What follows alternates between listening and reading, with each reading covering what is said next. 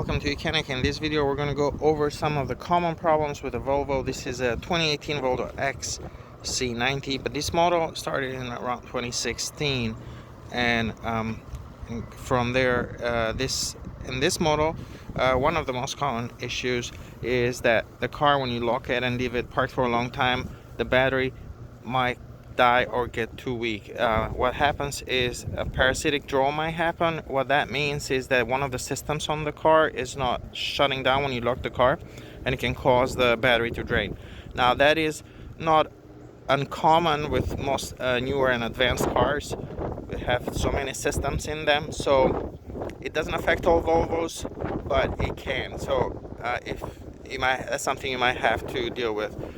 Suspension. This one has regular suspension, but some of them can come with air suspension. So if that's the case, you might have issues with it. It is more complex. It is a better ride, smoother ride, but what can happen, the compressor can get weak, especially if you have a little leak somewhere and the compressor is running all the time trying to compensate to keep that the car up at the correct level.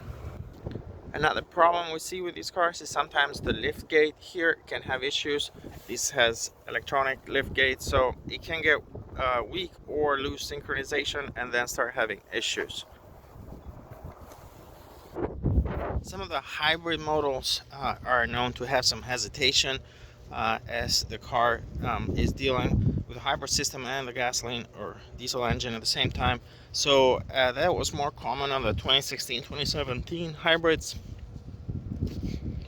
It's not as common on just the gasoline engines. The other thing to keep in mind is once these cars get some miles, like high mileage engines, it is not uncommon for them to burn a little bit of oil. So keep an eye on that. Make sure if you're burning more than like 1 liter for every oil change, that wouldn't be uncommon. It's not ideal, but there isn't a whole lot you can do other than rebuild the whole engine. For most owners, it just might make sense to keep an eye on the oil level and top it off if needed. One other bug that we're seeing with these Volvos is that the start stop doesn't work all the time. So the engine start stop, when you come to a light, the engine will shut off until you start driving again to just conserve fuel.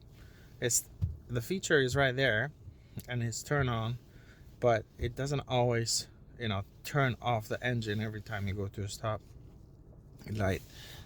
So that's something to keep in mind, that usually like a software update, you have to go to Volvo, get a software update, can improve that.